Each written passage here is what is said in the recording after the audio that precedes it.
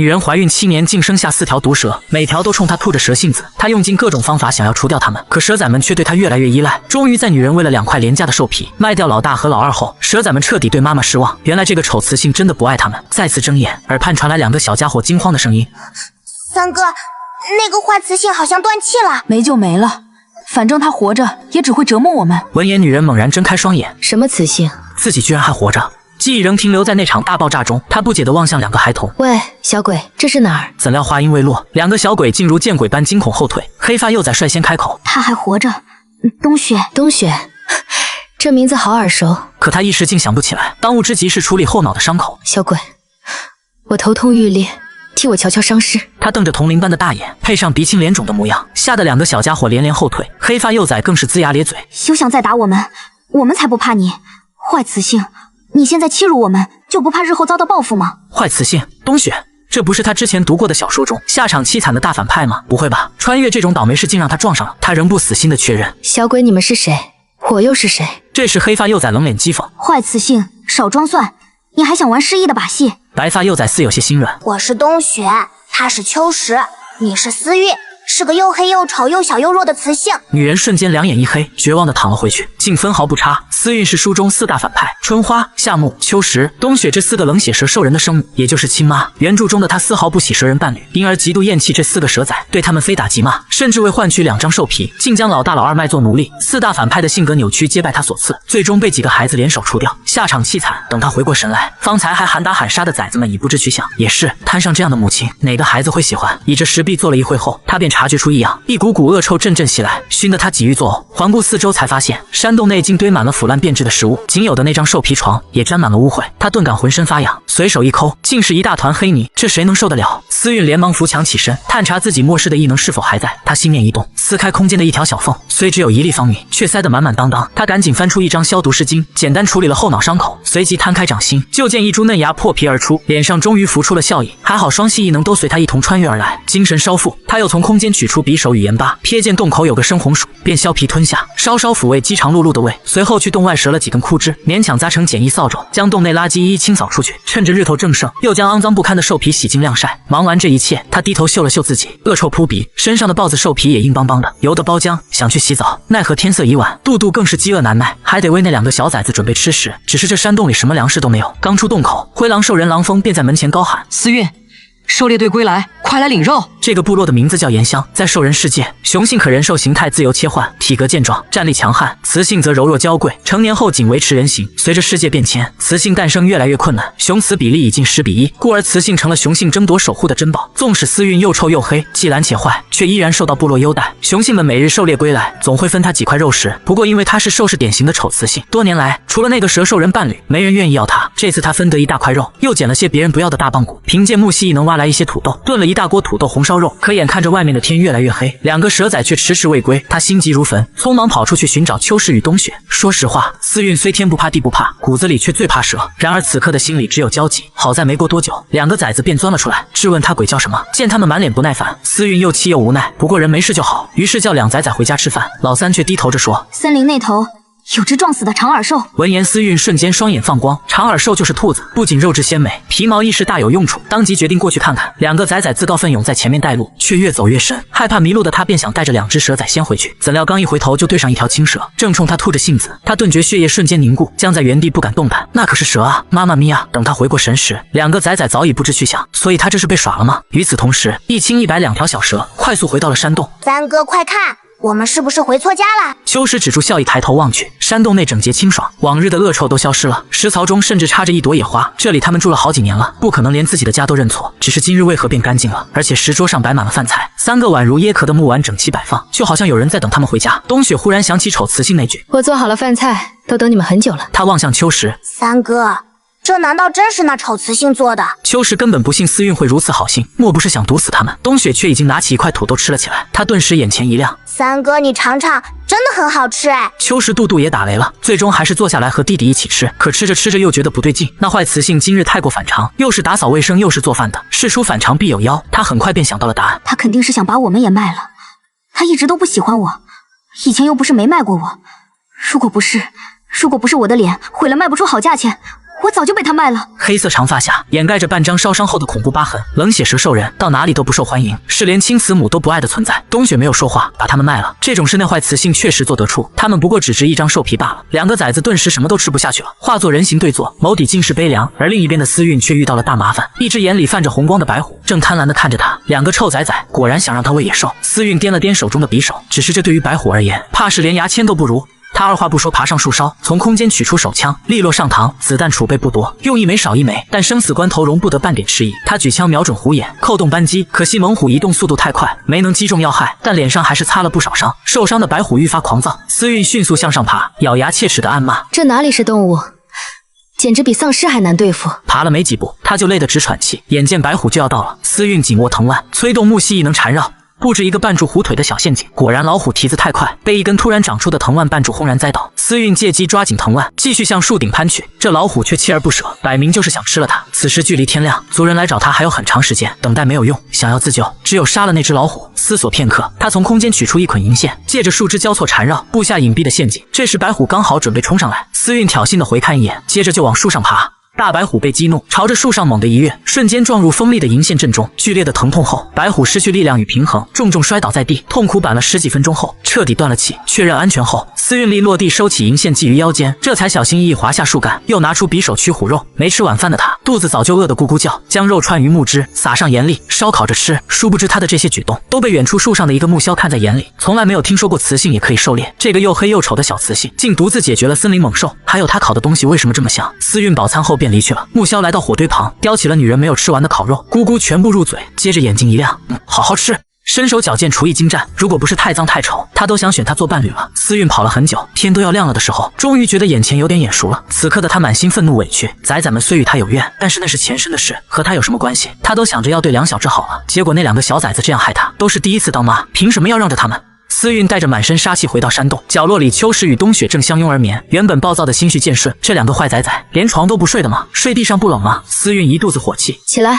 梁小芝其实早就听见了动静，只不过懒得搭理他。昨日骗了这坏雌性，今日肯定逃不过一顿毒打。反正他们已经习以为常，只要打不死，又能怎么样呢？然而思韵不仅没有打他们，还让他们去床上睡。更奇怪的是，居然让他们喊他娘亲，真的是莫名其妙。这明明都是他往日严令禁止的，不许睡床上，不许喊娘亲。思韵嘴角微抽，都是原主造的孽啊！他想了想，语气平静地告诉他们：从今天开始，大家都在床上睡，但要为昨晚的事情道歉。秋实直接拒绝，要他向丑雌性低头，绝无可能。冬雪却突然开口：对不起，昨天晚上我们只想吓吓你而已。实际上昨晚一回到山洞，他就感受到了坏雌性的变化，家里干净了，还有热乎乎的饭菜，那也是他第一次感受到家的温暖，所以他想给坏雌性一次机会，万一坏雌性真的变好了呢？秋实见弟弟倒戈，气得抱起土豆冲出洞外。冬雪见状连忙追去，等思韵回过神来，山洞里只剩他一人了。走了一晚上，他累得只剩口气了，随便喝了点两个崽崽昨天吃剩的，倒床就睡。可是石头床太硬了，没睡多久他就醒了，看来必须要把改造石床提上日程。山洞旁边有许多干草，思韵将它们全部收集起来，放在太阳下暴晒，编织成蓬松舒适的干草垫。刚刚弄好一切，洞外便传来嘈杂声。只见不远处树下，一个高大肥硕的雌性正拽着他家梁小芝。冬雪与秋实看起来十分狼狈，身旁还散落了一地红薯。没人要的冷血蛇兽又跑出来偷东西。熊奈叉着腰怒骂，思韵赶紧跑了过去。住手！你敢动我的崽？熊奈诧异地看向思韵，思韵是部落里出了名的恶毒，压根不管自己的崽崽们。见熊奈不松手，思韵冲上去就开始薅头发。熊奈被抓得头皮生疼，只能松开了两个崽崽。思韵，你疯了吗？这两个蛇崽偷东西。脱困的秋实冬雪连忙捡起地上的红薯，跑到一边躲着。这个坏雌性从来不管他们的事，每次他们闯了祸，更是不分青红皂白便是一顿打。他肯定会帮着熊奈教训他们。梁小芝瑟瑟发抖，紧紧相拥，看得思韵嘴角抽抽。就这么不相信他吗？但眼下先解决外敌要紧。你为什么欺负我家的崽？熊奈没想到这个瘦小的小雌性力气居然这么大，头都差点给他扯秃了。谁欺负他们了？是这群小偷偷了我的红薯。秋实脸上满是鄙夷和愤恨，冬雪则低着头。以前只要有人说他们干了坏事，坏雌性只会听信外人，指望他相护，简直痴人说梦。却不料那丑雌性只看了他们一眼，就坚定地表示东西不是他们偷的。熊奈大声嚷嚷着怎么可能，他的红薯放在那边的大叶子上，出去一趟就不见了。这时那两个崽子却一人抱一堆，不是他们偷的还会有谁？而且他们俩是部落里出了名的小偷。思韵冷笑一声，闹了半天，原来你并没有亲眼所见啊！为了帮仔仔洗清嫌疑，思韵悄悄催动木蜥异能，果然捕捉到红薯气息，循着地上残留的细微足迹追去，拨开草丛，只见几只圆滚滚的熊崽正躲在草丛里大口大口吃着红薯。熊奈惊呼，竟是熊柔家的崽！他二话不说将4个熊崽拎起，崽子们顿时哭嚎不止。思韵凶狠地瞪着4个熊崽子，吓得4小只立马闭嘴。熊奈，你要向秋实和冬雪道歉。熊奈却不以为然，有什么好道歉的？冷血蛇兽人而已，又是惯偷，谁知道他们手里的红薯是不是偷别人的？清冽的语气令思韵极度不爽。她回头看了看自己的两个崽崽秋实和冬雪的唇角，委屈又执拗地抿成了一条线，母爱再次爆棚。她当即武力镇压，将熊奈揍得鼻青脸肿，凶狠的让一旁的4个熊崽崽都怕了。揍完后，她又将熊奈拖至崽子面前道歉。熊奈被逼得受不了，喊了声对不起，便哭啼着跑了。看着如此凶悍的思韵，秋实与冬雪都怀疑他脑子好了，居然为了他们打架，不会是中邪了吧？正窃窃私语，思韵朝他们大吼：“还不快跟我回去！”两小只对视一眼，回去还是要挨打的，对吗？坏雌性就是坏雌性，本性难移。回到山洞后，两个崽子忐忑不安地坐等挨揍，却见思韵在外面将新编好的草垫抱了进来，铺在了兽皮下面，又坐在火堆前烤起了土豆。秋实小声对冬雪说：“坏雌性什么时候学会了操控神火？火在兽是神圣无比，部落中唯有村长能掌管火种，大多数兽人至今都是吃生食。昨日2只便盯着火堆疑惑过了，今日亲眼所见，心头更加纳闷了。”冬雪摇摇头：“不知道，也许真的是中邪了。”秋实皱眉：“中邪便能掌控神火？”弄好饭后，思韵喊他们过来吃饭，两小只却僵坐原地不敢动弹。攻略反派崽崽不是一朝一夕的事，他并不急于一时，吃了一个烤土豆后，便独自走出山洞。思韵离开之后，秋实和冬雪面面相觑，好奇怪，坏雌性没有打他们，饿了一天了，肚子咕咕叫，最终还是决定放弃抵抗。烤土豆和烤肉虽然烫嘴，却好好吃。思韵找到了个大木头，连拖带拽的拖回了山洞。他想做个可以洗澡的容器，奈何无法像雄性那般画手，能用爪子刨容器。虽然他有个银匕首，但作用并不大。一时间，思韵犯了愁。饱餐后的两个崽崽正蹲在洞内好奇打量。秋实突然发问：“坏雌性，你在干什么？”思韵说出了自己的想法：“你不是有一片蛇鳞吗？”思韵满脸困惑。冬雪出言提醒：“大概可能就是副兽留下来的蛇鳞。”思韵眨眨眼，她想起来了，昨天收拾屋子的时候见过一片紫色的微透明、很漂亮还很大的鳞片。思韵赶紧去床边把它拿了出来，看着这巴掌大的鳞片，她有点好奇，4个崽崽的副兽蛇鳞都这么大了，那它的本体该多大啊？他用蛇鳞刨了下木头，坚硬的木头竟如豆腐般被轻易切开，真好用。思韵忍不住感慨。冬雪在一旁小声嘀咕：“副兽很强悍的，可惜你不要它。”思韵看了看蛇鳞，大反派们的爹自然是终极反派，实力当然强悍了，不过和他没关系，他又不打算真的去劫兽羽，更何况还是他最害怕的蛇。得此力气，没多久他就制成了2个木桶，一大一小，一个用来取水，另一个用来洗澡。接着烧了满满一大盆洗澡水，两个崽崽茫然盯着他，不知道他想干什么。秋实，过来洗澡。秋实脸色一沉：“我不洗，不洗身上会长虫，会痒痒。养习惯了。”思韵脸色也一黑：“不洗澡，晚上没饭吃。”秋实哼了一声，坏雌性要么打他，要么饿他，翻来覆去就这几招，不吃便不吃。思韵有点生气，他又看向冬雪：“冬雪，过来洗澡。”冬雪犹豫了一下，走上前。秋实感觉遭到了背叛。冬雪，小兽人身上只穿了一件兽皮裙，脱下来也很容易，洗干净之后露出如牛奶般白嫩的肌肤，看得思韵心都要化了。秋实直勾勾盯着这一幕，小脑瓜飞速运转。冬雪身上洗得干干净净了，他打算将兽皮裙穿起来，思韵却拦住了他，不让他穿。秋实瞬间暴起冲来：“坏雌性，你敢欺负冬雪？你是不是要侮辱他？”蛇有2个，成年蛇兽人不怕，还觉得威武霸气，但是小蛇兽人却因为这个经常被欺负。你们想什么呢？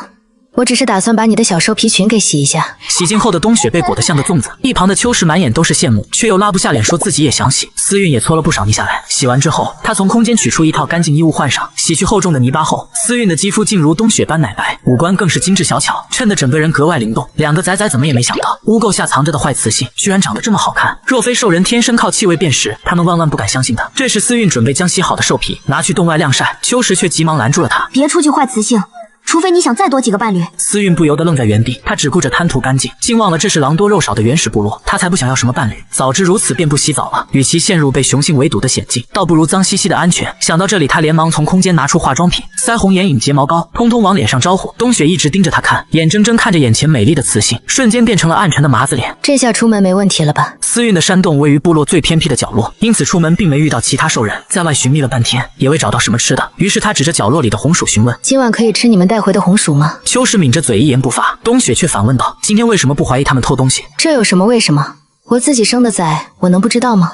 况且我强调过很多次，不要叫我坏雌性，要叫娘亲。秋实梗着脖子满脸不屑，他才不叫呢。可冬雪却率先叛变，奶声奶气地喊了一句娘亲。思韵喜出望外，一把抱起小家伙举高高。冬雪吓了一跳，脸颊泛起微红道：“娘亲，红薯是我和秋实挖的，可以吃的。”这句话算是对之前问题的解释。思韵笑了：“那我去把红薯洗洗，做给你们吃。”洗净后，思韵烤了一部分，又煮了锅红薯汤，便和冬雪坐下吃了起来。秋实却坐得远远的，看着那倔强的背影，思韵又好气又好笑：“过来吃饭。”你说的不洗澡不让吃。思韵又哄了2句，他才扭扭捏捏的过来，嘴里还嘟囔着：“本来就是我挖的红薯。”思韵连连点头：“对，你挖的，你可以吃。”饭后，东雪挨着秋实，本想劝劝哥哥，怎料那家伙根本不理他。夜里休息时，两个仔仔习惯性的走向角落，却被思韵训斥了一顿。不是说好以后都在床上睡吗？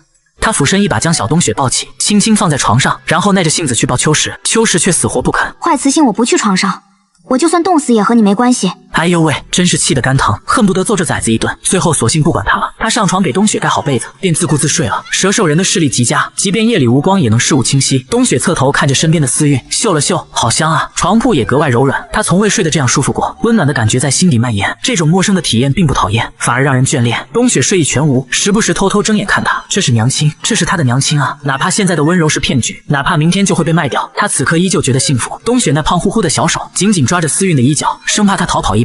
思韵无奈只能任由他抓着，他向来天塌了也要睡觉。没多久便沉入梦乡。秋实恶狠狠地瞪了东雪一眼，觉得弟弟背叛了自己，竟擅自亲近坏雌性，这让他既生气又委屈，赌气地翻了个身，背对着床铺。半夜思韵起夜时，看着角落里的秋实陷入沉思。他的这两个崽崽确实有些顽皮，尤其是秋实，像个刺猬一样扎人，但睡着时却挺可爱。思韵忍不住扑哧笑出声，却不知秋实早就醒了。大半夜的，这坏雌性不睡觉，盯着他笑什么？该不会想趁他睡着，偷偷把他卖了吧？床上的东雪也很忐忑，坏雌性又想做什么？然而出乎意料的是，思韵竟将秋实抱上了床，动作十分温柔地将他放下。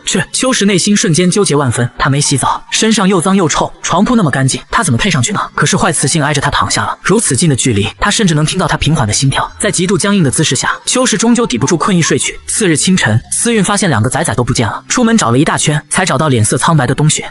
三哥去河里洗澡了，有热水不用，偏要去洗冷水澡，真是个别扭的小家伙。这时东雪忽然蹲下捂住肚子，眼泪汪汪地看着他。娘亲，我可能要死了。思韵一时吓得手足无措，问了许久，小崽崽才道出原委。娘亲，我拉的臭臭里有虫子。原始部落的兽人大多生吃兽肉，体内滋生寄生虫极为常见，这对修炼到绿金的雄性兽人影响不大，但对幼崽来说却是致命的。赶回来的秋实恰好听到对话，拉着东雪二话不说就往巫医处跑。一路上不少兽人惊讶于思韵的变化，那个丑雌性似乎变干净了些，虽然还是消瘦，却比以前有魅力多了。有雄性开始跃跃欲试，部落的巫医是位年长的雌性，是一只名为梅文的外来梅花鹿。看到思韵一家，他停下捣药的手，询问所谓何事。怎料听明来意后，他却遗憾的连连摆手：我治不了虫病，并非不想治，而是整个兽氏大陆都无人会治。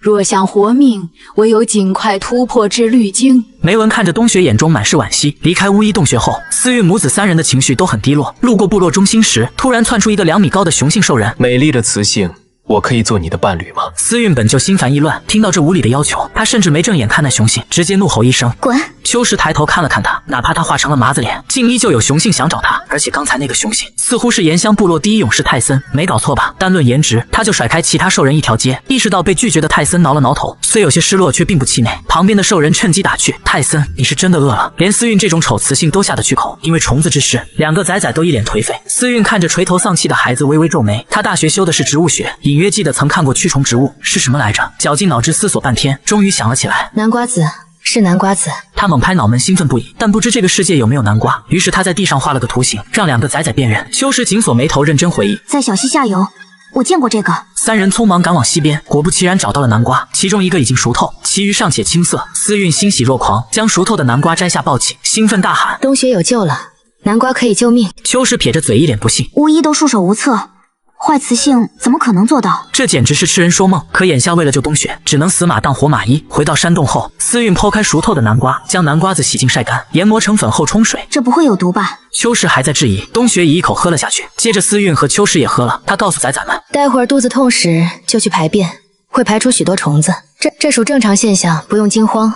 坚持几日就能痊愈。不久后，果然思韵所说的情况应验了。冬雪排出的虫子最多，虽然身体还是虚弱，眼睛却亮了起来。娘亲的药好像真有效，那是不是意味着他不用死了？就连秋实都感到不可思议。这坏雌性竟还是个深藏不露的巫医。思韵打来清水帮崽崽们清洗身子，这次连秋实也没那么抗拒了。思韵也挺开心，南瓜子不仅能驱虫，还很美味，浑身都是宝。我打算把南瓜移植到院子里。秋实和冬雪不解地看着他。什么是移植？思韵神秘一笑，一会儿你们就知道了。本想让冬雪在家休息，可他非要跟着去，只好将两个崽崽都带上。种下南瓜后，秋实蹲在一旁满脸疑惑，这样他就能活吗？思韵边笑边用行动解答。只见他双手轻抚南瓜旁的土地，指尖泛起点点绿光，紧接着南瓜以肉眼可见的速度生长，甚至几个大南瓜开始泛红。思韵看着最大的那个笑道：这个南瓜也许明天就能吃了。冬雪惊讶地张大了嘴，娘亲的力量好强大，竟能操控植物，难道娘亲是祭司吗？嘘，这是娘亲的秘密，只告诉你们，一定要为娘亲保密哦。两兄弟深知事关重大，齐齐点头。晚饭司运做了南瓜炒肉片和爆炒瘦干，味道鲜美至极。秋实和冬雪彻底被征服，吃得停不下来。饭后秋实有些担忧，会不会有人偷挖南瓜？要不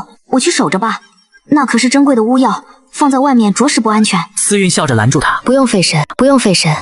若真有人要偷，西边那么多都没人要呢。次日清晨，司运一觉醒来，发现两个仔仔竟在洞内等他。不错啊，有进步。司运慵懒地摸了摸两个仔的头，秋实一把拍掉他的手，冬雪却笑眯眯地接受抚摸。看着两只呆萌的小崽子，司运倍感欣慰。吃过早餐，他用蛇鳞将木头削成简易铲子，两个仔仔人手一把，跟着司运在山洞附近开垦荒地。两个小家伙干活格外卖力，那是司运在末世未曾见过的镜头，仿佛在他们心中，劳动是一件神圣而光荣的事。有了孩子们的协助，土地很快开垦完毕。司运种下了土豆和红薯，随后又配置了一瓶新药粉，药粉装在玻璃瓶中，冲泡好后，三人纷纷服下。没过多久，又排出了不少虫子，但比第一天好多了，再吃2天应该就能痊愈。冬雪小脸兴奋，知道自己有了生机，重重地嗯了一声。娘亲，能再给我一点药吗？你要药做什么？话音刚落，他猛然意识到孩子们想做什么。穿越来地第2天，两个仔仔就抱走了土豆焖肉，他以为是他们自己吃，结果竟是拿去接济春花和夏木。在原主卖掉老大老二后，那两个孩子过得极苦，若非秋实冬雪时常接济，恐怕早已丧命。他找来几片叶子包了4包药粉，若是给春花和夏木，正好是2天的量。司运嘱咐冬雪1天1包冲水喝即可。说罢，又取片大叶子，包了一大块蒸好的南瓜，一起带去吧。秋实和冬雪点点头，两个小崽崽飞奔而出，绕过几个山洞，兄弟俩终于抵达熊柔的住处。春花和夏木便被卖在此处。熊柔是个拥有10几个伴侣的雌性，却只生过1窝崽，就是前几日偷吃红薯的那4个。熊柔厌恶冷血蛇兽人，他用2张兽皮换来春花夏木，就是为了折磨他们。每天不仅不给饭吃，还强迫他们干重活。冬雪向两个哥哥简单解释了驱虫药，春花满脸鄙夷与厌恶。这真是坏雌性配的药。秋实冷漠地站在一旁，他清楚记得大哥二哥被卖的那天，春花如何哭求司运不要卖他。无法说话的夏木跪在地上泪流满面，可任凭他们如何哀求，那坏雌性都无动于衷。此刻两人眼中满是恨意，坚决不喝司运做的药。冬雪无奈只好作罢，转而拿出南瓜，为了让哥哥们接受，他故意撒谎道：大哥二哥，这食物与坏雌性无关，你们快吃吧。饿极的春花和夏木狼吞虎咽地吃了起来，蒸煮过的南瓜带着甜味，两人被美味征服，吃得一点不剩。这时熊柔听到动静走了出来，她与熊奈是姐妹，熊奈性格粗犷，熊柔却是部落里出了名的残暴。她挪动着硕大的身躯，你们又来接济春花夏木，兄弟感情倒是深厚，不如这样，我把你们也埋了，给这俩废物作伴如何？秋实第一个冲上前，别想欺负我们兄弟。他挡在最前面，却被熊柔一巴掌拍飞。冬雪想去帮忙，却被雄性兽人们团团包围。你们在做什么？还不快把这几个蛇仔抓起来！住在隔壁的熊奈听到动静，探头张望，见一群成年雄性正在欺负4个幼崽，暗叫不好。上次污蔑秋实冬雪偷东西，后来虽被迫向司运道歉，但回家后，熊奈越想越觉得自己理亏，且看到瘦弱的司运竟能那样卖力地保护孩子，熊奈开始对他改观，觉得他是个不错的雌性。如今司运家的崽被欺负，他得去报信。熊奈晃动着胖乎乎的身子，朝司运处狂奔。不好了，不好了，出事了！那边打起来了。听到动静的司运猛地站起，冲出山洞，急问道：怎么了？听到是崽崽们出事了，司运怒火中烧，直接冲进了对方家中。你们凭什么打我家崽？司运毅然挡在4个孩子身前，独自面对着一群高大的雄性兽人。纵然今日初见春花与夏木，他心头仍是一阵剧痛。两个孩子骨瘦如柴，春花的手臂更是带着伤，只一眼，他的眼眶变红透了。此时罪魁祸首熊柔站了出来：司运，你来的正好。另外2个崽子我也打算买下，再给你2张兽皮。说罢像施舍般扔来2张脏污不堪的兽皮，司运直接一脚狠狠踩了上去。死肥熊，我的崽便是我的命，一个都不会卖。不仅如此，就连春花和夏木，他今日也要一并接回。听见死肥熊3字，熊柔气得七窍生烟，可转眼又讥笑起来。司运，你该不会是在嫉妒我这美丽的身体吧？身为一个300斤的胖子，熊柔向来自信爆棚，毕竟他招手间便有大批雄性趋之若鹜。反观司运，又黑又瘦又丑，根本无人问津。本想以此刺痛这丑雌性的心，怎料反被司运嘲讽。雄性多又如何？还不是只有4个崽。他司运虽只跟过一个雄性，却也生了4个，所以无论从何种角度看，似乎都是他赢了。此话一出，在场雄性皆变了脸色，他们对熊柔言听计从，无非是想拥有自己的后代。可被司运这么一挑拨，许多人不禁怀疑自己是否选错了雌性。察觉到自家雄性态度的微妙变化，熊柔愈发恼怒，但很快记上心头。司运，你别忘了当初亲手写的契约，承诺春花和夏木是我的奴隶。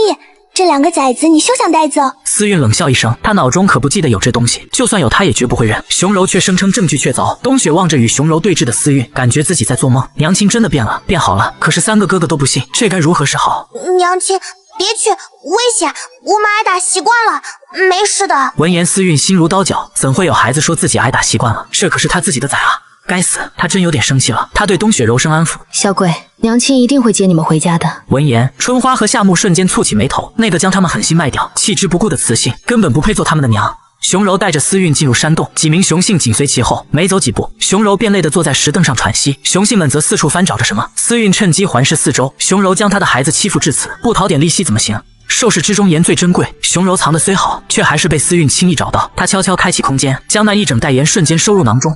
片刻后，雄性找来了奴隶器，思韵接过木牌，上面刻着的虽然是兽世语言，奇怪的是她竟能看懂，却是卖身契无疑。思韵眉头紧锁，原身那个疯女人竟真的狠心卖了自己的骨肉。两名雄性搀扶着熊柔起身，她叫嚣道：“思韵，你的崽子是我的奴隶，这事一辈子都变不了，你赖不掉。”思韵紧盯着木牌，指尖隐隐萦绕着绿意，神情专注。那可不一定。仅过几秒，她便晃了晃手中的木牌，这不是奴隶契，而是工作契约。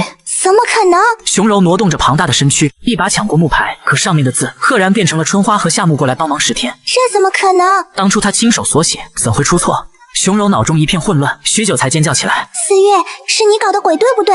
一定是你干的！”思韵擅长木系异能，方才借机微调了木牌上的纹理，虽只动了寥寥数笔，意思却截然不同。当然，她绝不会承认。证据确凿，熊柔你别太激动，若是不小心毁了它，那让我崽干活的凭据可就没了。熊柔怒不可遏，生生将木牌捏得粉碎。思韵暗自叫好，毁了真好，她可以带崽回家了。岂料熊柔竟恼羞成怒，指使雄性灭了他。思韵边后退边将手摸向腰间，她未曾与兽世雄性交手，更何况对方人多势众，绝不可大意。就在此时，洞口传来一道苍老沉稳的声音：“你们在做什么？”思韵回头，只见村长与巫医正伫立在洞口。熊柔表情夸张，嚷嚷着思韵是怪物。村长若有所思地看向思韵，询问原委。思韵从容一笑：“村长，我与熊柔签的明明是工作契约，可他指鹿为马，偏说是奴隶契，妄想用2张兽皮就抢走我的崽。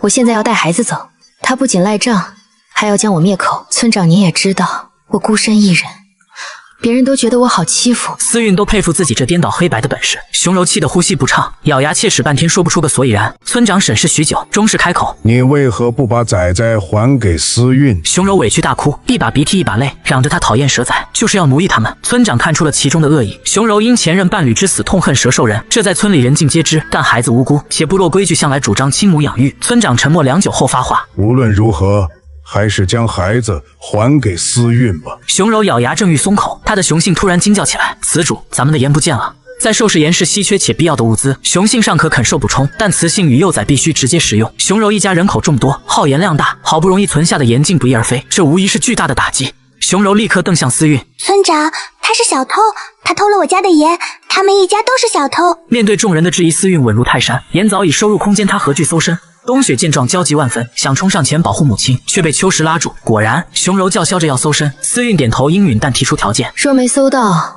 我要熊柔赔偿2张兽皮，并当众道歉。熊柔急于自证，不假思索便答应下来，张开双手便要上前。思韵立马退后一步，他才不要被这肥雌性触碰。巫医大人公信力高，麻烦您来搜身，也好让熊柔心服口服。无法亲自搜身，熊柔气得脸颊鼓胀。片刻后，巫医没文走出，证明思韵身上确实无盐。这怎么可能？熊柔满脸不可置信。愿赌服输，2张兽皮。思韵竖起2指，笑得灿烂，成功带走孩子和赔偿。怎料刚出洞口，巫医便追了上来：“思韵，你的崽伤得不轻，尤其是春花，断臂未愈，有添新伤，手臂估计是养不好了。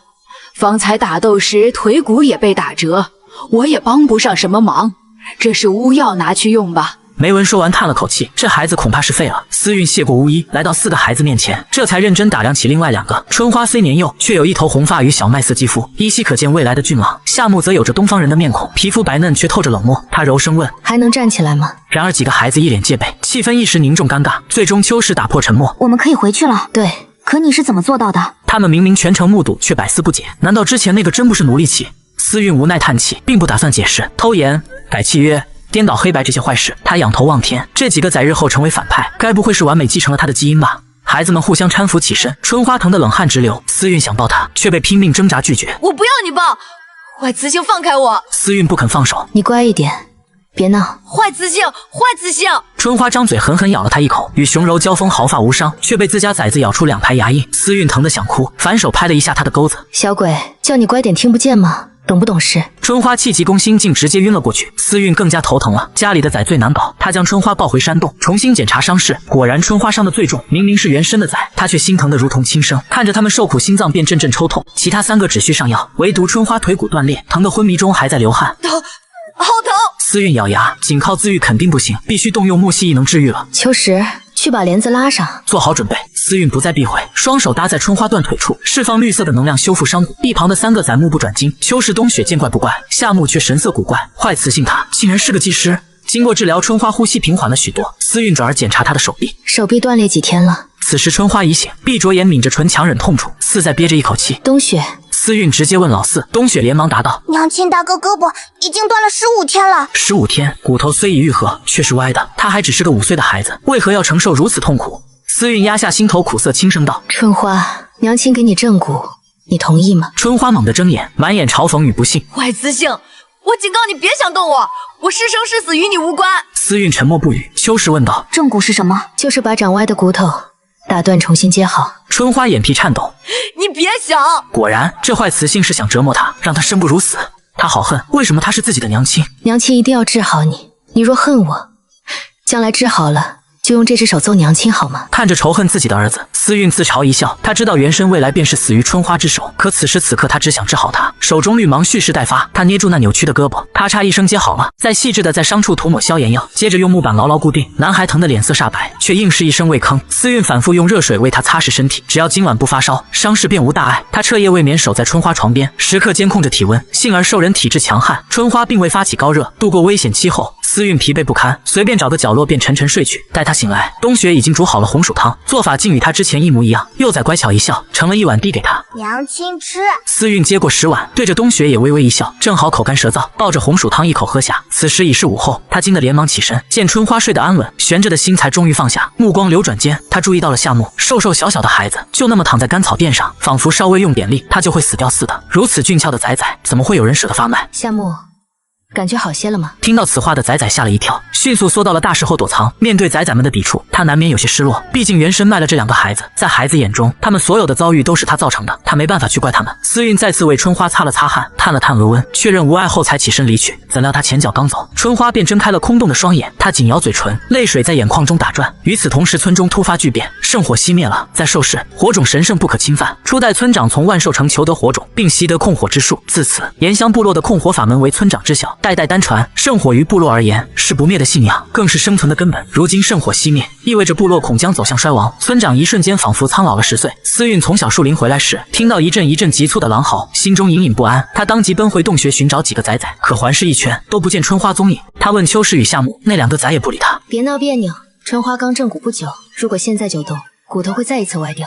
冬雪萌哒哒的上前，仰着稚气未脱的脸庞，娘亲大哥不见了。思韵观察了一圈，没有看到挣扎的痕迹，心中顿时腾起怒火。断手断脚也要逃离，真是我的好儿子。这是他来到兽世后第一次这么生气，若放任不管，那孩子恐怕彻底废了，只得先让秋实和冬雪去找。但他还有一个疑问，刚刚的狼嚎是怎么回事？冬雪转身向他解释，圣火熄灭，村长下令召回在外狩猎的雄性，商讨重燃圣火之策。提及此处，说到这3小只齐齐地看向思韵。思韵拥有点燃火的能力，但是这件事太大了，所以他们不敢往外面说。思韵听后却反应平淡，部落之事由部落解决，我们先寻回春花。鉴于春花对他的排斥，他自己肯定是找不到春花的，只能先让孩子们试试。真的服了，自他穿越以来，不是在找崽崽，就是在找崽崽的路上。山洞外狼嚎不止，嚎的人心里也跟着烦起来。这时熊柔气喘吁吁地跑来，大喊着村长让大家集合。思韵放下手中的扫帚，扫了一眼夏目藏身之处，跟着熊奈走出了山洞。山洞外面一片闹哄哄的，圣火熄灭的消息席卷了整个部落，兽人们个个垂头丧气。思韵左顾右看，圣火就这么重要吗？他不是很理解。熊奈耐心地向他讲解着其重要性，尽管他已经说明了情况的危急，但思韵还是一副无动于衷的模样，气得熊奈还碎碎念了好一阵。随着雄性兽人的聚集，村庄里出现了一个诡异的现象，每个雌性都被数十名雄性包围着，就连熊奈身边也站了7、8个。反观思韵却是孤零零的一个人，显得尤为突兀。作为部落里出了名的丑雌性，没有一个雄性愿意和他结侣，部落一直养着他，却也嫌弃他。就连他生的蛇兽人仔仔也不招人待见。只是近来的思韵似乎发生了一点变化，他开始履行一个慈母的责任，不仅为了仔仔的虫子病奔走，还将春花与夏木接回身边。虽如此，但大家依然等着看他的笑话。怎料这时泰森却主动一跃，直接落在了思韵身后，强悍的气息令思韵浑身僵硬。他控制住自己，缓缓回头，抬起满脸麻子的脸。我是泰森，你身侧无雄性守护，我奉村长之命前来护你。那次泰森向他求偶的时候，思韵着极冬雪的病情，看也没看来人就直接拒绝，所以对思韵来说，这才是初次相见。他淡淡的看了眼这位银发帅兄，又望向远处被簇拥的雌性们，想着这可能是部落里什么不成文的规矩，便沉默着接受了。可他不知道，他的默认让部落里的其他雌性极度坏了。最强最帅的雄性泰森，跟最丑最瘦没人要的雌性思嫣，这都是什么奇葩组合？泰森可是部落里有名的香饽饽，几乎所有雌性都曾向他示好，可他愣是一个没答应。原以为他一心追求力量，无意结侣，如今却主动守护在一个丑雌身后，这让在场的其他雌性如何能忍？面对那些如刀般的目光，思韵毫不在意，她沉默着环视一圈，还是没有春花的踪影。目光扫过熊柔时，又警告似的盯了一眼，如果那个死肥熊敢欺负他的仔仔，他会让他好看的。这时冬雪从一旁小跑了过来，神色慌张地抓住思韵。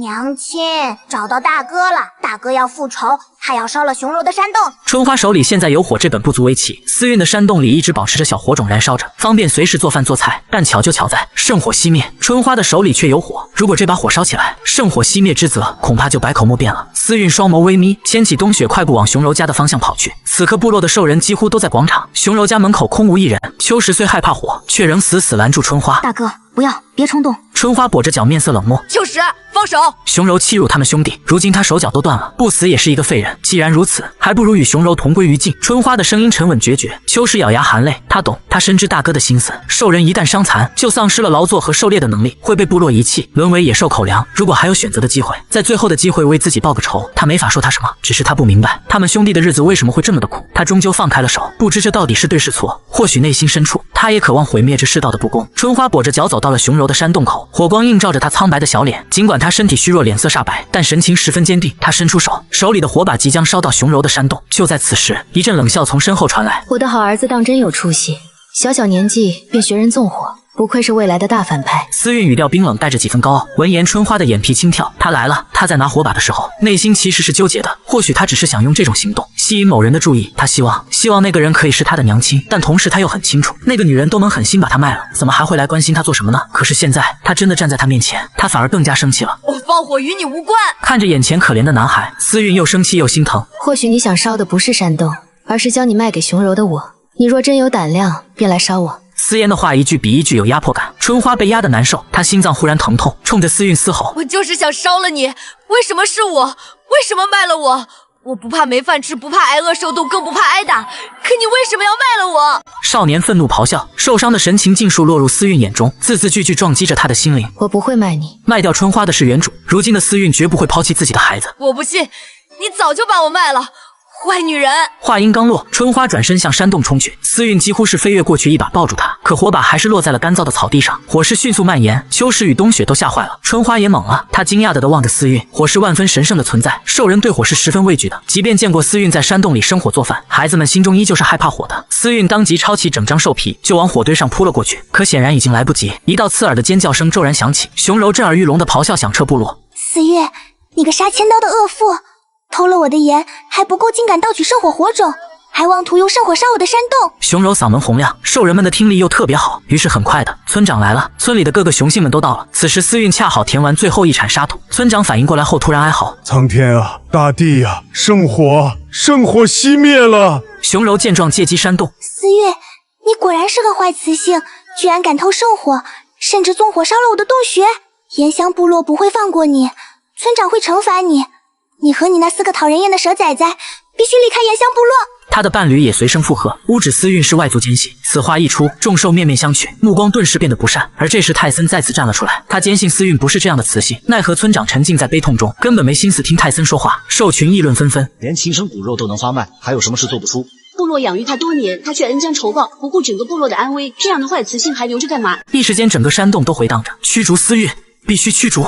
怎料这时泰森张开双臂挡在思韵面前，要驱逐思韵，就连我一并驱逐好了。众兽哗然，泰森是部落第一勇士，威信极高，思韵可以驱逐，泰森却不能。春花看着眼前的一幕，心乱如麻，明明是自己闯的祸，为何算在这个坏女人头上？她拖着残腿，声嘶力竭的嘶吼：“不是她做的，是我是我放的，一人做事一人当，你们凭什么说他？这话正中熊柔下怀，大伙听到了吧？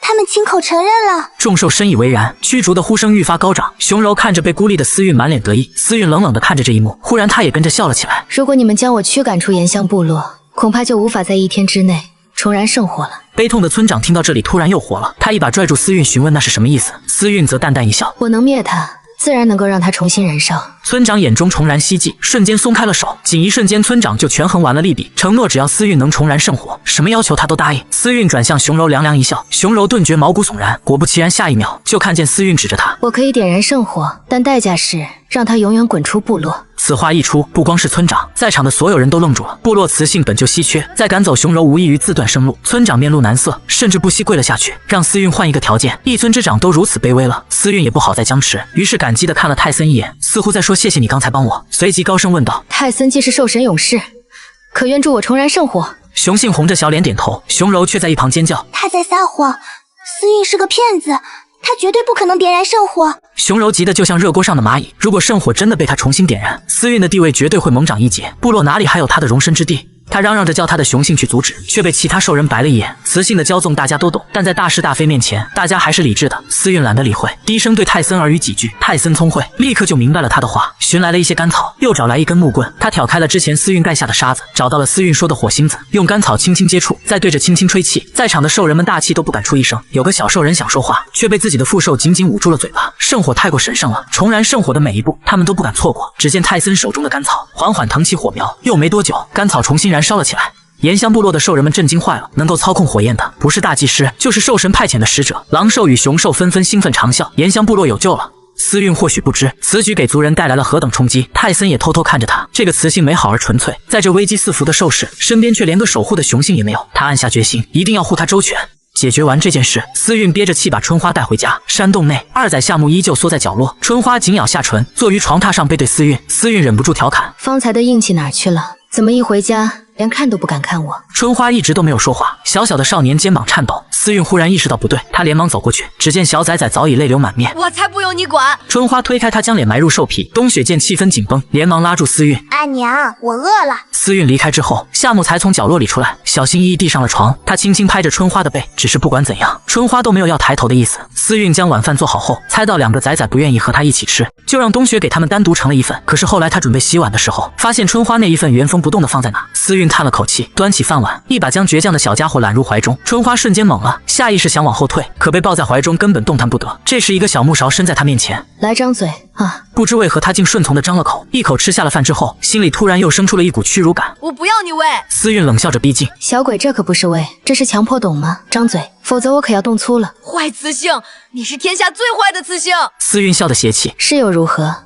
我不仅逼你吃饭，还要逼你换我阿娘，不信便试试。春花愤怒地捶他。坏雌性，你等着，等我长大了，我一定会报复回来的。可幼崽的粉拳又何来力气，落在身上不过是挠痒痒。思韵呵呵一笑，又喂他吃了一口。最终那晚饭被吃得干干净净。第二天清晨，思韵就开始折腾出去打猎的东西。冬雪一脸好奇，得知娘亲竟要外出捕猎，顿时急坏了。阿娘，狩猎是雄性的工作，雌性只需在家玩，不用狩猎的。可思韵清楚的明白，如今家里的食物还不够多，四个崽崽又都是长身体的时候，兽世不是和平世界，必须要储备粮食应付各种风险。他揉了揉冬雪的小脑瓜，可现在家里只有我能狩猎。沉默许久的秋实突然开口：雌性，站住！居然没叫坏雌性，少了个坏字，倒也算进步。秋实蹙眉看着他，雌性怎么能狩猎？他们体质娇弱，力量也不强大，连只长耳兽都打不过。他现在出去，是不是要扔下他们四个不管了？不安在心中蔓延。秋实咬牙，一股无名火腾起。可思韵还是离开了山洞，望着他远去的背影，秋实气得咬牙切齿。我就知道，坏雌性又不想要我们了。角落里的夏木安静地躺在床上，一声不吭。冬雪心中也是忐忑万分，不怪崽崽们多疑，实在是他们太缺安全感。大哥、二哥、三哥，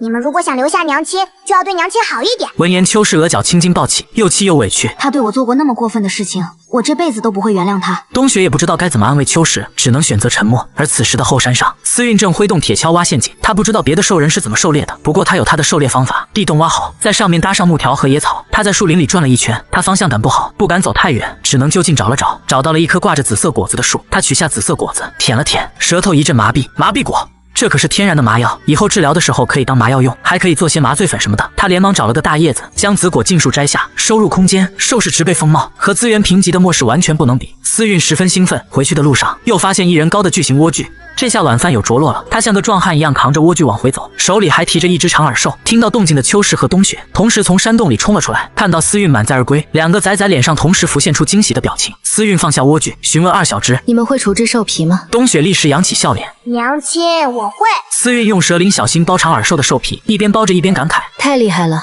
这蛇鳞怎么这么好用？”冬雪此时非常的放松，她开心的扬起脸：“娘亲，你等冬雪长大，冬雪突破到紫金兽人，到时候冬雪的蛇鳞给娘亲用。”思韵欣慰地摸着小儿子的脑袋，秋实站得远远的，心中冷哼，他之前的感觉没有错，冬雪这个叛徒居然在讨好那个坏雌性，是叛徒。思韵将长耳兽的兽皮整个包下来，冬雪带去河边揉制了。待老四离开，秋实凑近一脸的不屑：“你不要觉得冬雪了不起，熟制兽皮是雄性兽人的基础技能，不仅仅是他，我和大哥二哥都会。”思韵听出那酸溜溜的醋味，心中好笑，嘴上说是一回事，实际行动又是另一回事。反正他现在就觉得冬雪很厉害。秋实心头一梗，识趣的走到一边去了。思韵将长耳兽洗干净后，抹上粗盐，挂在山洞前的树枝上。盐渍风干后的肉能够保存很久。现在虽然是春季食物充沛，可在冬季，许多成年雄性会饿死。秋实抱着几分疑惑，沉默地看了他好一会，才开口：“雌性，你保存食物的方法要告诉村长吗？如果部落知道了保存食物的办法，可以多活很多兽人。”思韵不答反问：“村长和部落里的兽人对你们好吗？”这些时日他暗中观察，村长做事还是不偏不倚的。熊柔很明显对他的崽并不好，而其他人他还观察不到。秋实眼神躲闪：“部落的兽人对我们不太好，但是村长对我们还可以，有时候饿得不行了，村长还会给我们吃的。”思韵听后心里有了数，至于要不要告诉村长食物保存方法这件事，他会考虑一下的。从秋实这里知道兽是冬季的难处后，思韵就开始处理莴苣，一半留作这2日口粮，另一半烘成菜干。这时小可爱冬雪也回来了，看着那双冻红的小手，思韵心疼不已：“乖仔，辛苦了。”冬雪摇摇头，能帮上娘亲她很开心。兽氏的长耳兽体型硕大，思韵比划一番，应该能做2条兽皮裙，但裁剪容易，缝合却难。这时冬雪拔下几根发丝递给他：“阿娘，用这个。”她雪白的发丝与兔毛浑然一体，不一会，2条精致的小兽裙完工。冬雪，来试试。老四不敢相信：“娘亲，你是给我做的吗？”“对啊，你看看你那旧裙子都破成什么样了。”顶着秋实羡慕的目光，冬雪将雪白的新裙子穿好，整个人看起来软萌又可爱。她的心跳得很快，这是娘亲亲手做的哎，小嘴甚至都裂到耳后根。然而下一秒，竟控制不住显露了原形。看着有手腕粗细的小白蛇，思韵差点一口气没上来。我的老天奶啊！从小他最怕的就是蛇了。旁边的秋实也暗叫糟糕，坏雌性特别怕蛇，只要他们露出兽形，他就会发疯一样打他们。娘亲，冬雪好像知道自己闯祸了，蛇性子吐了吐，正想变回人形，没想到却掉进一个温暖的怀里。这是他的孩子，就算是蛇，也是他的孩子。思韵咽了咽口水，压住心里对软趴趴动物的害怕。虽然娘亲很怕，但娘亲会学着习惯你们。冬雪的小心脏砰砰直跳，忍不住往娘亲怀里蹭蹭。思韵身子更僵了，看到这情景的秋实更是惊讶的嘴巴都合不拢，就连依旧躲在角落的夏木也一动不动地看着这边。思韵压住发抖的声音问冬雪：“平时喜欢什么样子？”他们还是小宝宝，更喜欢兽形，但只要一变成兽形就会吓到思韵，所以都尽量保持人的样子。思韵摸了摸冬雪雪白好看的鳞片，然后定了定神：“喜欢兽形就用兽形，娘亲虽然害怕，但会努力去适应你们。”受到鼓励的老四直接用性子亲了亲思韵的脸，下一秒女人就整个倒在了地上。我滴神呀！她感觉自己已经见到阎王爷了。冬雪立马变回了人形。娘亲，娘亲，吓到你了吗？对不起。思韵望着山洞顶，双眼发昏，又摸了摸自己不惊吓的小心脏。冬雪，你把新兽皮裙穿上。看来和蛇宝宝亲近的路还长着呢。思韵调整好情绪后朝秋实招手。秋实，你过来。秋实不情不愿地走过来，思韵拿出另一条兽皮裙给秋实换上，小家伙都愣住了，瞪着一双大眼睛问：“这条是给我做的吗？”思韵点点头。你和冬雪的兽皮裙我做了记号，冬雪的刻了个冬字，你的刻了个秋字。秋实不认字，但听出那是他的名字。可是为什么？我对你又不好。思韵只是笑笑，想伸手摸摸他的头，可小家伙不仅躲开了，还想趁机把兽皮裙脱掉。思韵眼睛都不抬一下。挺好看的，不准脱。脱了就不给你吃晚饭。秋实的手停住了，别别扭扭的站到一边，不是他自己想要的，是那个雌性硬塞给他的。思韵去做晚饭后，秋实沉默地坐在角落里，他的手藏在兽皮裙下面，一遍一遍地摸着。刚才冬雪有的时候，他心里可羡慕了，现在他也有了雪白的小兽皮裙，比他之前那硬邦邦、脏兮兮的不知好多少。重要的是，这是那个坏雌性亲手做的，他的心里到现在还砰砰跳。而在一边看完全过程的夏木又躲回了山洞里，他不明白为什么冬雪突然就向着思韵了，也不明白坏雌性为什么给秋实和冬雪做兽皮裙了，更不明白为什么他和春花只能是被丢下的那2个。春花也睁了一下眼睛，但又马上闭上。她咬了咬嘴唇，继续把脑袋埋进兽皮里面。晚上思韵做了一大锅莴苣炒肉片，又把之前的骨头汤热了热，也算是丰盛。春花的情况好像好多了，为了不让思韵喂饭，她让冬雪帮她端着碗自己慢慢吃。晚饭后，思韵烧了一大桶热水。秋实，过来洗澡。这次还好，小家伙没怎么抗拒，乖乖走过来。只是洗头时，他突然很凶的拒绝。我不洗头。凶完他又觉得自己的语气有点重，别过脸轻声重复。我不洗头。思韵虽然不知道原因，但还是选择尊重他。洗完澡的秋实整个人红扑扑的，坏雌性给他洗澡了，他感觉好羞耻，可是好幸福。穿着新兽皮裙坐在草垫子上，他的心跳得很厉害，厉害到他好想变成蛇形，又担心会吓到丑雌性。可冬雪之前就这样做了，凭什么他不行？这样想着，他真的变了。一条黢黑的大蛇出现在山洞里，他快速滑到思韵面前，对着他吐信子。思韵的脸瞬间绿了，我的老天爷啊！秋实，黑头蛇嚣张的吐着信子，坏雌性，是我。思韵的心都揪起来了，他不停告诉自己，是自己的崽，是自己的崽，不能怕。不能怕，怕了崽们要伤心了。思韵伸出手想摸摸秋实的头，没想到那家伙一溜烟跑了。变成蛇形后，秋实好像就放飞自我了，这里溜一圈，那里溜一圈，最后盘成一团蚊香，在草堆那儿睡觉了。冬雪忙完回来，看到秋实变成了蛇形，于是自己也变成蛇形，到草堆那儿也盘成了蚊香。思韵只觉得要命，他的崽真打算一直用兽形了吗？但想起冬雪说的，蛇兽人宝宝很喜欢用兽形，也就随他们去了。第二天天亮后，思韵把多出来的莴苣和南瓜切好，切成片后用水煮，然后拧干水分，放在太阳底下晒。刚做完这些，就听到不远处河边传来秋实和冬雪吵闹的声音，他赶紧放下蔬菜过去，正好看到熊柔家的孩子在欺负秋实他们。熊柔家的都10岁了，他家孩子才5岁，光看个头就小很多。秋实，你看看你自己，你是岩香部落最丑的雄性，以后没有雌性会要你，没有雌性会喜欢你，你娘亲也不会喜欢你，所有兽人都不会喜欢你。熊三的话词中，秋实心里最软的地方，坏雌性他喜欢冬雪，不喜欢他，从来都不喜欢他。秋实的眼睛里满是泪水，他这么丑，没有人会喜欢他，坏雌性也不会。看到这一幕的思韵，感觉自己气得快要炸了，他随手抓起一块石头扔过去，放开我家崽子。熊三看思韵来了，马上松了手。秋实只看了思韵一眼，就飞快低下头，手忙脚乱地整理自己的头发。他看到了，他一定看到了。看着浑身发抖的秋实，思韵觉得心脏抽疼，怎么理都理不好的头发让秋实烦躁。他甩开双手大吼：坏雌性，我讨厌你，我恨你！说完头也不回的跑掉了。那是思韵第一次看到秋实露出那样强烈的恨意，到底发生了什么，才会让一个5岁的小孩子崩溃成那样？带着疑问，思韵回到了山洞。他想，或许身为老大的春花可以回答他的问题。怎料春花听说他见了秋实的脸，噌的一下就从床上坐直了。思韵立马觉出气氛不对劲，他在等春花回答，可好半天也没动静，久到他都打算不问了。春花这才张了嘴：你运气真好，自己干过的那些事，以为忘了就能当没发生过吗？可我和夏木还有秋实，这辈子都忘不了。那些伤害一直都在那，哪能因为他给做了几顿饱饭，他们就大方的原谅？是你亲手毁了他的脸蛋儿！春花大吼着，眼泪顺着下巴滴落。原来4个孩子里头，以前最黏他、最依赖他的就是秋实，可原主总是疯疯癫癫到处乱跑。有一次森林里着了大火，秋实心里放不下他，就追了出去。可兽人天生就怕火，一害怕就变回了原形。原主又怕蛇，当场就发了疯，抓着秋实的脸就往火里按，哪怕脸都被烧坏了，秋实也没恨他，反而求着亲娘能帮他。可你却叫他去死！春花的表情讽刺极了，她死死盯着这个坏心眼的娘，像是在笑话她，又像是在笑话自己。春花的话完全震撼了思韵，她一句话也说不出来，心里一点点凉透了，就像被人死死攥住了一样。秋实就是这么个脾气，你要是还有点良心，就别跟他置气。他哪能生他的气啊？直到现在，他才懂这个别扭的小崽子为啥对自己有这么大的恨。原主真是不配当娘啊，活该最后落个脑袋搬家。他好不容易跟秋实缓和的关系，好像又一下子降到了冰点。走出了山洞，他脑子里还总想着春花的话，他长叹了口气，愁着该上哪去找秋实。怎料一抬头就瞧见正蹲在树上的泰森，那家伙好像也有心事，坐在那一动也不动。泰森，思韵这一喊让泰森回过神，他立马从树上跳了下来。还没找着秋实吗？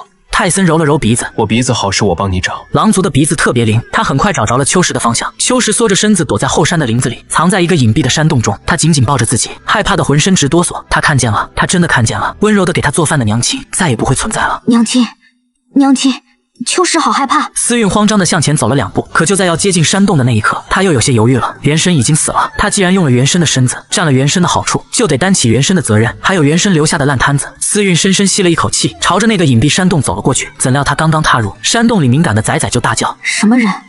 别过来，别过来！因为太激动，秋实脸上甚至炸出了鳞片。思韵还没反应过来，脑袋就被砸破了。见了血的蛇仔更加不知所措，大喊着别过来。听见动静的泰森立马冲了进去。秋实，你把你娘脑袋砸破了，在岩乡没有崽子可以伤害慈母。秋实吓得直发抖，他不停地喊着别过来，求求你们别过来！思韵拦住了泰森，他深吸了一口气，慢慢地朝秋实走了过去。秋实你别怕，我是娘亲。思韵想用自己的温柔让他缓过来，可秋实眼神一下子变了，蛇眼里全是惊恐和害怕，接着他就变成了黑色大蛇。他不敢再打思韵，飞快地从山洞里溜走了，速度快到思韵都拦不住。秋实，受了刺激的秋实根本听不进思韵说了什么，只顾着一股劲往前冲。情急之下，思韵只得召唤出木系异能，一根根藤条从他手里射出。小秋实没料到自己都跑这么快了，思韵还能追上来，他更加恐慌了，开始没头没脑的乱窜。这里本来就是危险的森林，加上天色越来越黑，森林里的凶猛野兽开始出来活动了。一声鹰鸣响起，他被灰鹰给盯上了。鹰族和蛇族是天敌，秋实也注意到了，他更加害怕的慌不择路。雄鹰急速向下猛冲，瞬间就抓住了秋实。思韵掏出枪冲着老鹰嘣嘣打中了鹰翅膀，雄鹰开始往悬崖峭壁下掉。千钧一发之际，思韵抓住了秋实的尾巴，他一手抓着秋实，另一只手疯狂催动木系异能，藤条紧紧扒在悬崖壁上。思韵和秋实刚好挂住，可谓是险之又险。娘亲，娘亲！秋实急得大叫，思韵挤出一丝苦笑，你可算是喊我娘亲了。眼下的他俩上不去也下不来，正挂在峭壁半腰。秋实抿着嘴巴，突然十分孩子气的大声哭了。绝望的环境之下，秋实十分后悔。我不想害你，我就是害怕，我真不想害你。思韵哪舍得生他的气，他咬紧牙关。秋实，挂在我身上，快点，我快拉不住你了。秋实不敢不听话，他顺着思韵胳膊爬了上去。悬崖壁上有石头往下滚，还伴随着泰森的声音回荡：思韵，你找个地方躲着，我去找人回来救你。说完，男人便跑了回去。思韵找到一块能站脚的石头，石头不大，藤条围栏围的也不算高，小小的地方挤着思韵和秋实。这时的秋实已经变回人形，窝在思韵怀里头。他受了惊吓和刺激，又回到了娘亲暖和的怀抱，很快就觉得安全了。他抱着思韵哭着，直到没有了力气才睡了过去。小崽子果然没心没肺，思韵忍不住摸摸他的小脸。天已经黑透，泰森又不会飞，不知道多久他们才能得救。想到这，他调整了个姿势将秋实抱好，怀中的小崽子眼角流下泪水。他明明是恨他的，明明打定主意永远不原谅他，可不知为什么，看到娘亲冲自己跑过来，不顾一切也要陪他跳下来时，好像什么都不重要了。秋实闭着眼睛，脑子里全是这阵子思韵对他的好，他觉着好累，但又好幸福。思韵就这样抱着他坐了一晚上。悬崖峭壁之上，倒是个看星星看日出的好地方。思韵安静地看着天，觉得平静又美好。不知何时秋实醒了，发觉自己一晚上都在娘亲的怀里，他羞得小脸通红，看着儿子的可爱样，思韵忍不住逗他：秋实，我们在这里没有吃的，也没有喝的，说不定就要渴死饿死，你怕不怕？秋实低下了脑袋，认真的琢磨这个问题，会死吗？可这是跟娘亲在一起哎，所以他不怕。傲娇的小脸蛋萌化了思韵的心，逗你玩的，不会让你挨饿的。当着他的面，思韵打开了自己的空间，她从里头拿出一瓶矿泉水，还有一块巧克力。这是什么？秋实接过巧克力，好奇地闻了闻，黑乎乎的，形状还稀奇古怪，该不会是毒药吧？虽说心里这么想，可他还是张大了嘴，一口咬了下去，香甜醇厚细腻的口感一下子就在嘴里化开了。蛇仔仔吃惊地瞪大了眼，好吃！这个黑色的毒药真的好好吃。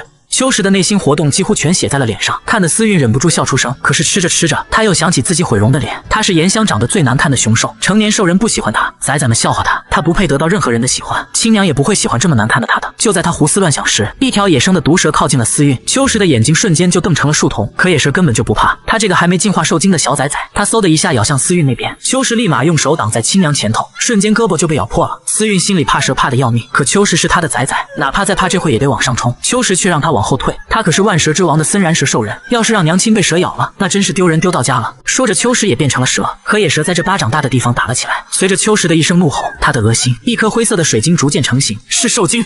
多亏了野蛇的毒，让秋实在紧要关头提前进化了。之后在秋实单方面的碾压下，野蛇直接嗝屁了。夸奖的话还没出口，思韵就感觉到身边一阵震动，一种他不能理解的力量向他挤压而来。他看见秋实在大叫，还看见远处骑着大白鹰的银狼，可很快他就看不见了。下一秒他就跌落一个黑乎乎的山洞。思韵四处打量着，却找不到出口和线索，他有点无奈，伸出手搭在了身边这个暗紫色的大石头。石头滑溜溜的，上面还有一圈圈的纹路。还没来得及细想，一股股力量从手心里传递到他的身上，他立马瞪大了眼，这东西居然能净化他的能力。在末世，异能者是靠丧失晶核来提升能力的。如今来到这个没晶核的地界，他也试过修炼，可一点用都没有。他轻轻摸着那大石头，欣喜若狂。虽然只有一丝丝，但他刚才确实感觉得真的，而且随着他皮肤接触的面积越大，吸收的能量就越多。最后他干脆直接睡了上去，一股股的能量源源不断的涌入他的体内，甚至就连他自带的空间系统也从1个立方扩充到1.5个立方了。正当他开心又满足时，耳边突然传来咕噜咕噜的声响，眼前的石头也开始变形。在思韵还没看清来人时，他又被什么东西挤压出去了。而这边的山洞里，巨大的暗紫色森然尾巴甩了出来，一头暗紫色长发，不正常的红色眼睛，看着傻不拉几的，却又异常妖异帅气的雄性兽人，颓废的醒了过来，不知睡了多久。这会儿他只觉得又饿又渴，迫切的需要觅食。他走出了山洞，来到了夜光森林，一口就把凶猛的老虎给吞了。等他慢慢享用完，灰狐狸兽人才赶紧跑上前。领主大人，真的是你，我还以为你死了呢。5年了，胡辉1年都没有领主大人的消息，胡辉都快以为领主大人不要我们了。领主大人，这些年你究竟去哪里了？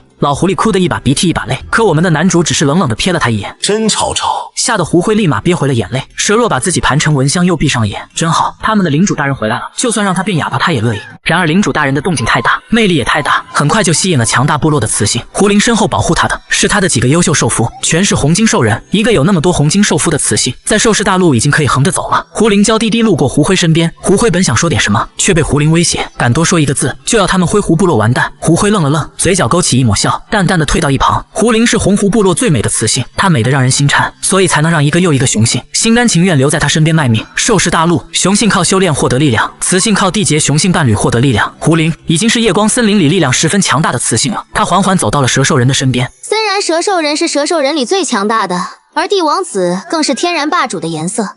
听说你一出生就要了自己娘亲的命，所有的雌性都害怕你，但我不害怕，我愿意跟你好。一旁的胡辉不得不佩服他的勇气。领主大人睡觉时最讨厌被打扰了，这个胡林简直是活腻歪了。果然听见动静的蛇若睁开了眼，胡林眼里闪过一丝惊喜。她长得这么漂亮，只要这个愚蠢丑陋的蛇兽人雄性能看她一眼，他就有把握将她收入囊中。怎料他还没开口，就被抓住了脑袋。高大的冷血兽人，紫眸冰冷的睨着这个企图靠近自己的雌性。胡林瞪圆了眼，这个雄性简直比他还要美，甚至忍不住当场就犯花痴。领主大人，你果然是强大的。吵死了！蛇若俊眉轻蹙，提起他打算扔出去。然而即便都这个时候了，胡林还不忘撒娇。领主大人，这样不得劲儿，你放我下来，这样玩不好，我陪你玩其他的。蛇若冷冷地歪头看他，你想怎么玩？胡林忍住剧痛回答，我们可以玩游戏，我一定能让大人开心的。胡林的雄性们看到胡林被其他雄性这样对待，还在努力讨好对方，心里五味杂陈。玩游戏？蛇若冷笑着抓住胡林的脑袋，拖着就往旁边的黑月湖走了过去。好，我们来玩个游戏。而此时思韵这边也很热闹，平常只敢躲石头后头抹眼泪的小哑巴，竟然想着自己一个人去报仇。熊柔那一窝子肯定不会轻易饶了他们。今天轮到秋实，那明天又是谁？又是家里哪个人要遭殃呢？他虽说是冷冰冰的蛇兽人，可心里也有自己想要护着的宝贝。夏木摸到了熊柔家的大门口，刚打算动手干点啥的时候，就听见熊柔在那儿大喊大叫，他在骂自家雄性没本事，连个不起眼的雌性都搞不定。谁要是能把思韵给弄死，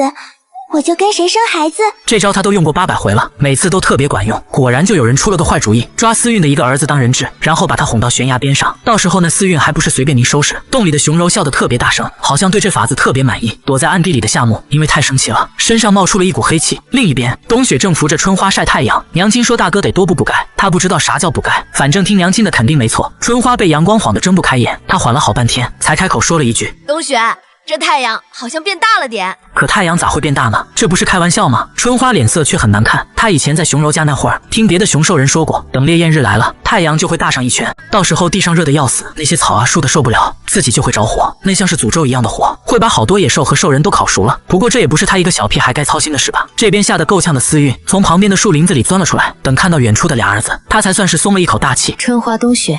思韵激动地上去抱了抱这2个小家伙，春花皱了皱眉头，伸手推了他一下。思韵也不泄气，抱着冬雪好好亲热了一番。冬雪被他抱的脸都挤歪了。娘亲，我都快喘不上气了。这时候在外头找了一圈的秋实也回来了，一看见洞口的思韵，一下子激动地扑了上去。娘亲，亲眼瞅见思韵不见了的他，到这会儿还没缓过神来，回家又不敢跟兄弟们讲，只能自己一个人钻树林去找他。幸亏他回来了，真是太好了。思韵摸着秋实的头，小声笑着说，没事儿，娘亲回来了。春花看秋实突然认了这个娘亲，心里搞不懂又挺难受。她冲着思韵冷笑了一声，假惺惺。看在他身上还有伤的份上，思韵没打算跟他一般见识，只是拿把扫把开始收拾山洞。冬雪看见赶紧过去搭把手。在这个兽人的世界里，雄兽只有证明自己能干活，才能被大家伙看得起，哪怕是小孩子心里头也是这么想的。春花只觉得眼前这副娘俩好的画面简直太可笑了。如果那大热天真的要来了，这个雌性肯定会跑路，他们几个小孩只会是他的累赘，特别是他自己，他的脚已经废了，他肯定会把他扔下。春花脸上的笑透着绝望和讽刺，看得思韵心里一阵阵扎得慌。他虽不懂春花说的那个日子是啥，但还是凑过去摸了摸这小子的脑袋瓜。别瞎想了，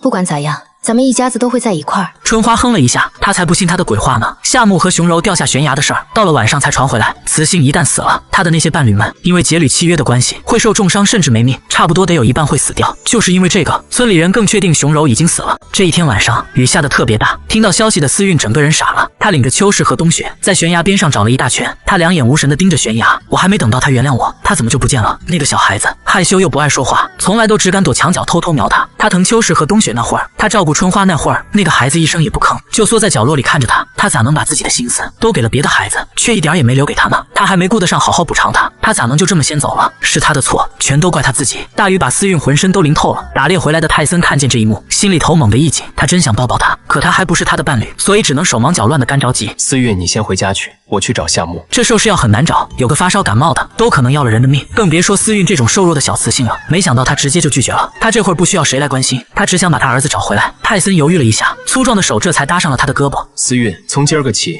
我就是你的守护兽，我心意已决，绝不反悔。话还没说完，泰森的脑门中间稍微亮起了一道白光，但很快就不见了。这所有的事让思韵从着急上火中回过神来，他立马发觉有点不对头。泰森，守护兽是什么？守护兽嘛，就是一辈子永远守在你身边的雄性。他捂着胸口的花纹，火热的眼神盯着他。听话回洞里等着去，我向你保证，肯定把夏木给你带回来。泰森冒雨下悬崖的背影印在了在场所有兽人的心里。思韵咬了咬嘴唇，扭过头去。他信夏木肯定没事，只要没看着尸体，那他就肯定还活在这世上。回到了山洞，秋实和冬雪坐火堆边烤着火，春花也坐角落里瞅着他们。思韵扒拉了一下火堆，过了半天才问了一句：“守护兽到底是什么意思？”秋实主动跟他讲：“守护兽就是雄性心甘情愿守着雌性，给雌性找吃的找穿的，甚至能拿命去保护它。”但是却没有资格跟他生娃。思韵听完好半天没说话，他那边的规矩是一夫一妻，除了孩子们的亲爹，他这辈子不会再找别的雄性了。让泰森当守护兽，怎么着都不公平。找个空儿还是得跟他说明白。雨下得越来越大，根本就没有停的意思，这也让思韵没法继续去找夏木了。看着洞口的那条小河，已经长成了大江大河，思韵心里莫名有点发慌。明明不到下雨的季节，却出了这种怪事，实在是有点不正常。这山洞没法住人了，得找个高点的地方落脚。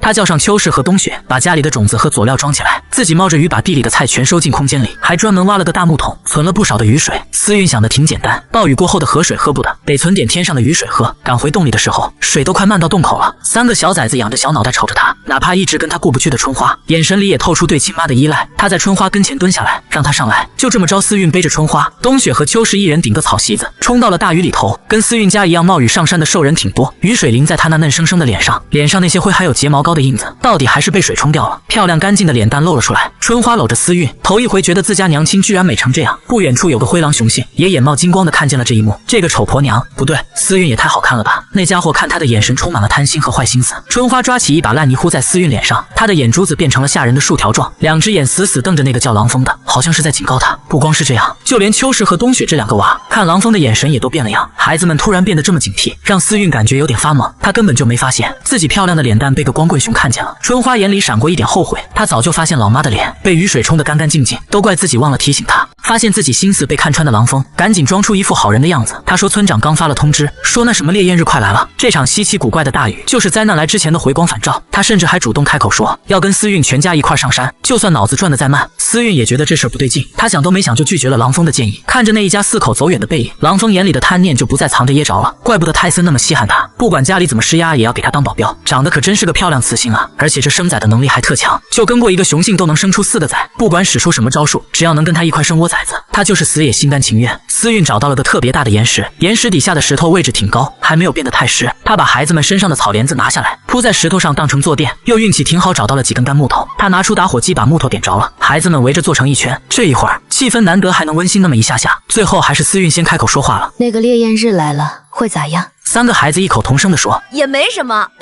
就是会死好多人，而且最先死的就是雌性。”思韵听完哈哈大笑：“你们就这么盼着娘亲死啊？本来挺严重的事儿，他却说的跟没事人一样。肯定有办法解决的吧？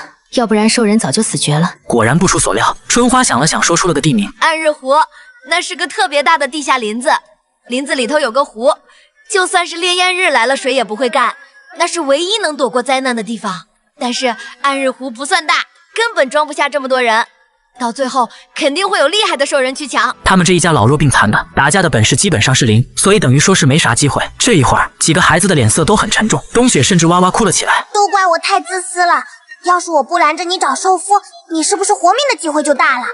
看看别人家的娘亲，他们有那么多的寿父，我为什么心眼这么小呢？思韵好笑地摸摸他的小脑袋瓜，他什么时候说活不下去了？春花闷着不吭声，秋实明显也很心烦。在这个兽人世界，家里都是围着雌性转的，他们这个家的主心骨就是思韵，可是这个家的本事却不怎么强，因为思韵就只有一个受父，那个受父躲在哪个角落他们都不知道。也就是说，如果他们几个想不出招来，他们的娘亲在这个环境恶劣的世界很难活下去，可能真的就要死掉了。春花紧紧闭着嘴，她虽然生他的气，虽然跟他闹别扭，但并不希望他真的出事，所以他也开始生那个便宜老爹的气，真是一点也不负责。这样的臭爹不要也罢。第二天清早，雨果然停了，太阳看着也比平时大了一圈。雨后天突然变得酷热，地上大量的水直接蒸发成了热气，这一刻非常难挨。思韵背起春花，一大三小回到了山洞，山洞遭到了山洪冲刷，里面全是烂泥巴，但现在没工夫收拾。思韵十分冷静，我们走吧，趁着天还没更热之前，快点赶到暗日湖去。他们每个人腰上都挂着个水壶，壶里的水是昨晚接的雨水。这时秋实费劲的抬头看着思韵，可是娘亲，我们并不知道暗日湖在哪儿。听到这话的思韵心里咯噔了一下，上辈子用导航用惯了，让他觉得去哪都不是问题，可现在突然找不到位置，让一直乐观的思韵也犯愁了。然而就在这时，狼风突然出现在他们身后，说他知道那暗日湖在哪。一个雄性的打扰和闯入，让气氛突然安静了一下。三个仔仔立马警觉起来，凶巴巴地盯着这个不速之客。如果说昨天思韵还只是有点怀疑，今天他彻底察觉到这人别有所图。但为了仔仔们，他必须知道暗日湖的地点。思韵客气地挤出一个笑脸，你可以带我们去吗？听完这话，狼风乐得嘴都歪了，马上摆出一副要带路的样子。春花却一针见血地怀疑他，烈焰日要来了，部落不可能放任自己的族人走向灭亡，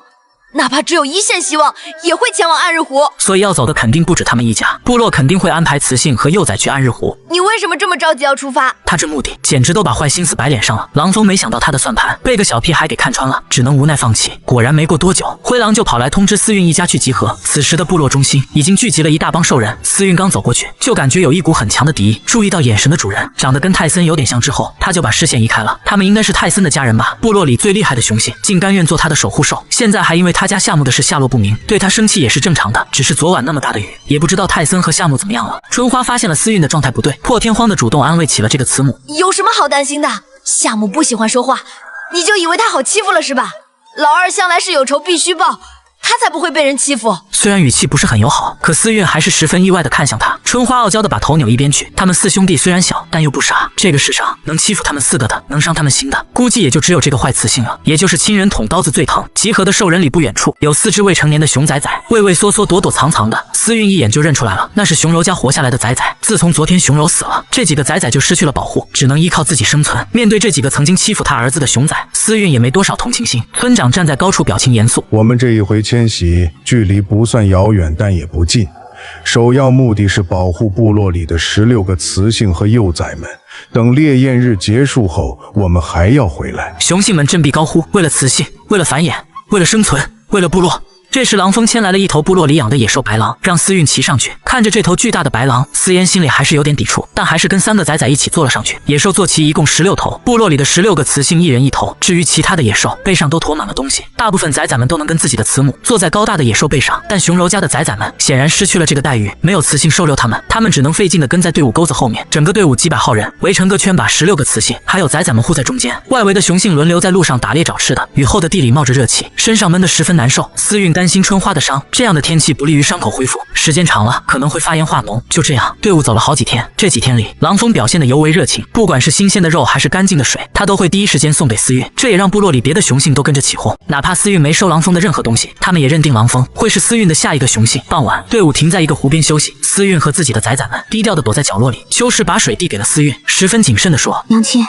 你要小心泰森的娘亲。思韵当然明白自家崽崽的意思，这次迁徙他特别低调，能不生火就不生火，尽量降低存在感。不过随着太阳越来越毒，食物放在炎热的石头上都能很快烤个7分熟，所以也没什么生火的必要了。但也因为这样，整个队伍的气氛越来越严肃，大伙好像都明白了，如果不能尽快到达暗日湖，就要被热死渴死。身为蛇兽人的3个崽崽受到的影响最大，他们都懒得动了。思韵闷得想出去透口气，出了临时休息的地方，往一旁人烟较少的地方方便一下，却不知他的这一举动正中了狼风的下怀。他等的就是这个雌性落单的机会，看他就一个人，狼风终于不装好人了。那天雨里我都瞧见了，你长得这么漂亮，为什么要把自己藏起来？让我做你的雄性好不好？给我生个崽。这会儿狼风一点脸都不要了，嘴里开始说些不干不净的骚话。思韵突然有点后悔，因为泰森的缘故，在他的印象里，狼族是忠诚的、友善的、美好的，所以他以为拒绝了狼风，他能像泰森一样知难而退，却不料那家伙竟想在野地里对他耍溜溜。思韵抬手就是一耳屎，他打得太过用力，以至于自己的手掌都发麻。狼风被打傻了，愣了好一会神后，不可思议地瞪着思韵：“你什么意思？意思还不够明白吗？让你滚远点。”可在狼风眼里，雌性的小爪子哪有什么杀伤力？他嘿嘿笑着往前凑了一步，又打算进行原始交流。思韵吓得扭头就跑，他跑，他追，他根本没地儿飞。眼看没路了，思韵突然转过身来，手里2根银丝在月光下折射出漂亮的光泽。他不介意用暗器送她归西。这时候，泰森的娘亲狼蓉却冒出来了：“狼风，你在做什么？你在欺负雌性吗？”思韵趁没人发现，赶紧收好了武器。他站在那还没来及说话，就听见狼风倒打一耙：“我是为了部落才出此下策，他一个不知哪来的雌性。部落好心收留了他，这些年吃喝都在部落，却从来不接受部落里的雄性，也没给部落生个一雄半雌。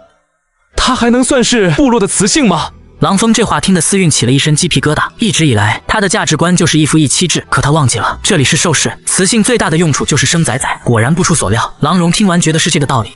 思韵，你既然接受了部落的供养，就要担起为部落繁衍的责任，至少得接纳5个以上的雄性，并给部落生下崽崽，否则就不能再接受部落的供养。思韵笑了，5个雄性，这怎么可能？可部落本就这么点大。狼风又阴损，很快就将这件事传播的人尽皆知。一时间，思韵成了雄性们议论的焦点。这么瘦弱的雌性谁稀罕啊？泰森都成了他的守护兽了，我看这个家族也可以带。现在的思韵已经学会了护犊子带崽崽，倒是个不错的雌性。部落里的光棍雄性更多，思韵感觉无论自己走在哪里，都有雄性用奇怪的眼神盯着他。此刻的他，仿佛自己就是野兽群里一道美味可口的饭菜。他拳头捏得紧紧的，被逼得心里直冒火。娘亲，娘亲！冬雪不安地拽着他，好一会儿，他才回过神来，都快忘记了他现在还有3个崽崽。如果说离开这个部落，他和他的3个崽崽会耐不住烈焰日的太阳，会找不到暗日湖，会死在这陌生的土地上。可逼他同时接受5个雄性，对不起，他也实在做不到。思韵慢慢蹲下身子，轻轻抱住了自家的3个崽崽，他有些沮丧，对着崽崽们道歉：“或许你们说的对，娘亲就是个自私鬼。”春花的身子狠狠一颤，她挣扎着从他怀里钻出来：“你自私，我们又不是第一次知道，自私就自私呗，干嘛哭哭啼啼的，难看死了。”秋实和冬雪也一脸坚定：“娘亲，别顾虑那些乱七八糟的，做你想做的事就行。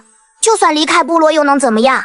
只要跟娘亲在一块，去哪都一样的。”被3个娃这么支持着，说不感动那是骗人的。可他现在不是一个人，不能光想着自己，他也有自己该承担的责任，心里正打鼓呢。3个崽崽竟已经把他领到了村长面前，部落里的其他兽人也都陆陆续续围了过来，周围全是一片嘲笑声。你们瞅瞅这个思韵，他的崽子是蛇兽人，老天爷啊，他一个狼崽子都没生，熊崽子也没生。嘀嘀咕咕的声音跟蚊子似的烦人。思韵的拳头慢慢握紧，他不能认输。这时几只小手抓住了他，他微微抬头，就看到3个崽崽眼中满满的担忧。秋实给了他一个肯定的眼神后，往前一步走到村长面前：“村长，今天发生的事大家也都听说了，我只知道兽世大陆是不能强迫雌性的。我年纪小不懂这是什么意思，您能解释给我们一家听听吗？”